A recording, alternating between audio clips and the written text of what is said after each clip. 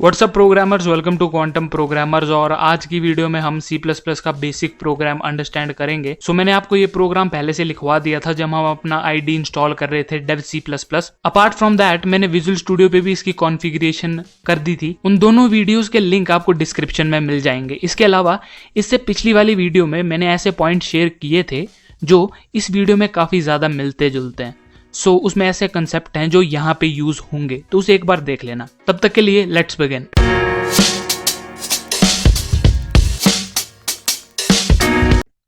तो सबसे पहले हम अपना आईडी ओपन करेंगे dev C++।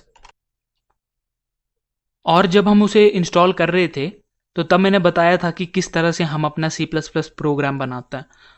तो तब हम फाइल्स पे जाते थे और न्यू पे जाते थे और प्रोजेक्ट्स पे क्लिक करते थे। लेकिन उसके अलावा भी आप सोर्स फाइल पे क्लिक करो तो एक सोर्स फाइल बन जाएगी। इसमें बिगिनिंग लिखो सिर्फ C++ के प्रोग्राम की। तो मैं लिख रहा हूं iOS ट्रीम और इसको इतने पे सेव कर दो। तो डेस्कटॉप पे मैंने एक ऑलरेडी फोल्डर बना के रखा है C++ के नाम से, मैं उसे वहां सेव कर रहा हूं और इसको मैं नाम दे देता हूं फर्स्ट एंड सेव। अब using space std int main cout hello world।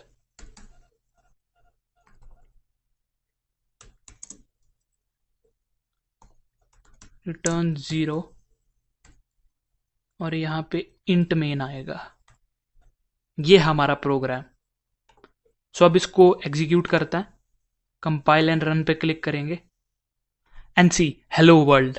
अब मैं आपको इस प्रोग्राम को अंडरस्टैंड करवाता हूं कि हर चीज का क्या मतलब है। जिसमें सबसे स्टार्टिंग से शुरुआत करते हैं, जिसमें सबसे पहले आता है हैश साइन, ये वाला। इसे हम कहते हैं प्री प्रोसेसर डायरेक्टिव। ये चीज मैंने आपको पिछली वीडियो में भी एक्सप्लेन करी है, लेकिन फिर से बताता हूं। प्री प्रोसेसर डायरेक्टिव का काम होता है प्रोग्राम रन होने से पहले जो भी चीजें इंक्लूड करना चाहता है। इंक्लूड मीन्स चीजों को साथ में जोड़ना, इंक्लूड करना। iOS स्ट्रीम जो है वो एक हेडर फाइल है। हेडर फाइल किस काम आती है?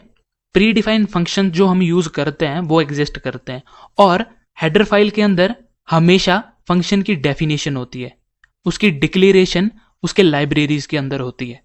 जैसे हमने अभी प्रिंट किया है हेलो वर्ल्ड स्क्रीन पर, तो ये सी आउट जो है वो एग्जिस्ट करता है iOS स्ट्रीम के अंदर। तो इसकी फुल फॉर्म होती है input and output stream. Next line पे आता है।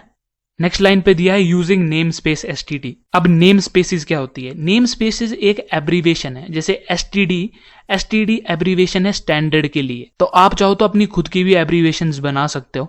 उन नेम स्पेसिस के अंदर ये डेटा मेंबर्स एग्जिस्ट करते हैं। अगर आपको भी समझ नहीं आ रहा कोई बात नहीं, नेम स्पेसिस पे मैं अलग से एक वीडियो बनाऊंगा। बस फर्क इतना है, अगर आप इसको यूज नहीं करना चाहते तो इसको हटा के आपको यहाँ पे हर उस नेम स्पेस के आगे ये लिखना पड़ेगा std, जिसमें वो एग्जिस्ट करता है विद स्कोप रेजोल्यूशन ऑपरेटर। जैसे स्टैंडर्ड फिर डबल कोलन लगा है तो ये स्कोप रेजोल्यूशन ऑपरेटर कंसीडर होता है। अब हम इसको दोबारा प्रिंट करते हैं एग्जीक्यूट करके, तो अच्छा है, हर जगह इसको यूज करने से अच्छा है हम एक ही जगह नेम स्पेसिस यूज कर लें। Using name space std।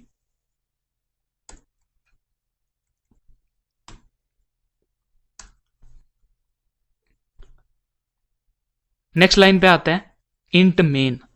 हर एक C++ प्रोग्राम में मेन फंक्शन होता है और उस मेन फंक्शन के अंदर हम अपने कोड से लिखते हैं, जैसे कि इंट मेन। इंट जो है वो डेटा टाइप है। पूरा का पूरा चैप्टर पढ़ा है डेटा टाइप्स पे, तो वहां पे अच्छे से एक्सप्लेन करूंगा क्या होते हैं data types. Integer, int integer को रिप्रेजेंट करता है, मीन्स 1 2 3 4 ये इंटीजर्स वैल्यू। तो मेन फंक्शन जो है वो हमें रिटर्न क्या दे रहा है? इंटीजर वैल्यू रिटर्न दे रहा है। और ये जो ब्रेसेस हैं, पैरेंथेसिस बोलते हैं हम इसे, ये फंक्शन ब्रैकेट्स भी कंसीडर होते हैं। इसके अंदर अगर हम कोई आर्ग्यूमेंट्स देना चाहें तो हम दे सकते हैं, लेकिन अभी दिए नहीं है। फंक्शन को आप एक मशीन की तरह कंसीडर कर सकते हो कि उसके अंदर हमने कोई सामान डाला और उससे हमें कुछ और आउटपुट निकली।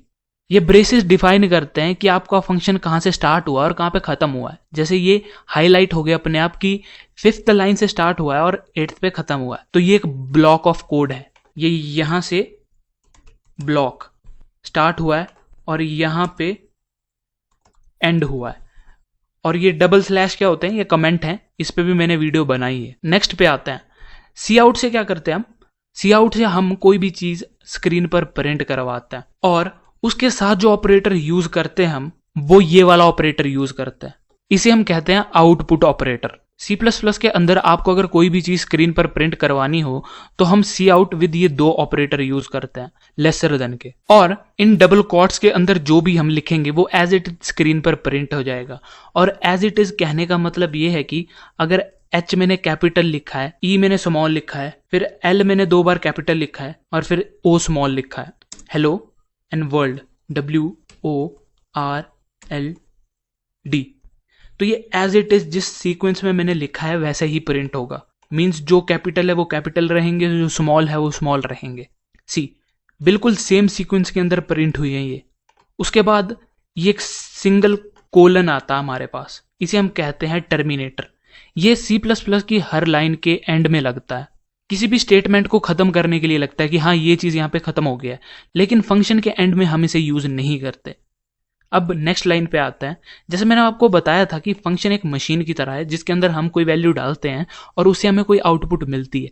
तो रिटर्न इस वक्त क्या हो रहा है, हमें कुछ रिटर्न नहीं हो रहा है इस फंक्शन से, लेकिन बाय डिफॉल्ट मेन फंक्शन जो होता है वो इंटीजर वैल्यू रिटर्न करता है, तो इसीलिए लिखा है हमने रिटर्न 0। तो ये तो था लेटेस्ट IDE के अंदर। अब मैं आपको सेम प्रोग्राम टर्बो के अंदर यूज करके बताता हूं और उसके अंदर क्या चेंजेस आते हैं, मींस उसके अंदर C++ को किस फॉर्म में लिखते हैं वो आपको क्लियर हो जाएगा। So let's switch to turbo C++।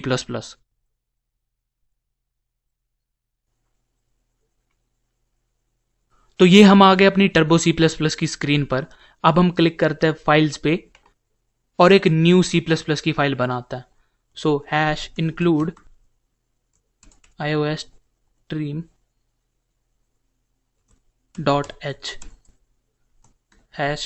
#include conio.h int main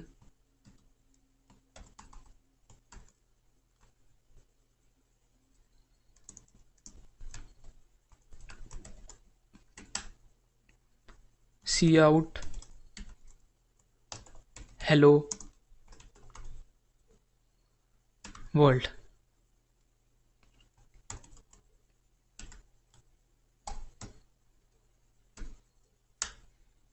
get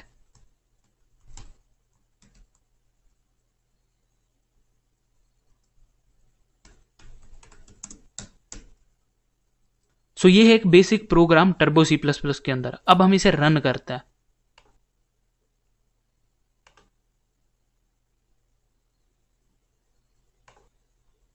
O sorry,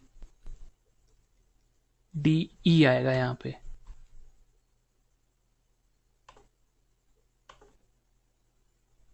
अरे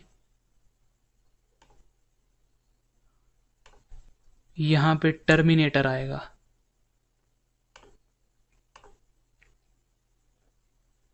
सो हेलो वर्ल्ड। अब मैं आपको हर चीज का एक मतलब बताता हूं कि जो चीजें हमने इसमें यूज करी हैं वो डेव में यूज नहीं करी। जैसे डेव में हमने #include conio.h यूज नहीं करा, get ch यूज नहीं करा, clr ser यूज नहीं करा। सो मैं वो एक्सप्लेन करता हूं। सो सबसे पहली चीज #include conio.h, इस हेडर फाइल के अंदर ये clr ser और get character जिसे हम get ch, ये दो फंक्शन के डेफिनेशन एग्जिस्ट करते हैं, तो हमें इसे इंक्लूड करना पड़ा। फ्यूचर में जब हम कोई मैथमेटिकल ऑपरेशंस करेंगे तो वहां पे आती है #include math.h। अगर हम टर्बो C++ में उसे यूज कर रहे हैं तो हम .h लगाते हैं, लेकिन अगर हम लेटेस्ट कंपाइलर्स को यूज कर रहे हैं जैसे विजुअल स्टूडियो कोड हो गया, डेव C++ हो गया, कोड ब्लॉक्स हो गया, अगर इन सब को यूज कर रहे हैं तो वहां पे हमें .h लगाने की जरूरत नहीं पड़ती। उसके अलावा यहां पे भी हमने using name space std use नहीं किया है क्योंकि पुराने कंपाइलर्स हैं, तो उसके अकॉर्डिंग ये ऐसा बनता है प्रोग्राम। सो अब सपोज करो मैं clr ser हटा देता हूं और दोबारा रन करता हूं प्रोग्राम को। अब क्या डिफरेंस है, जब मैंने पहली बार प्रोग्राम रन किया उसकी आउटपुट आपको दिख रही है टॉप पे, लेकिन अभी दोबारा जो मैंने रन किया उसकी भी आपको सेकंड प्रोग्राम की आउटपुट दिख रही है। सो CLR/SCR का काम होता है कि जो प्रीवियस आउटपुट होती है हमारी, उसे इरेज करके जो नई आउटपुट दिखती है उसे प्रिंट करवाना। अगर मैं इसको तीसरी बार भी रन करूंगा तो थर्ड आउटपुट भी दिखेगी, चौथी बार रन करता हूं चौथी भी दिखेगी। लेकिन अब मैं इसमें CLR/SCR लगा देता हूं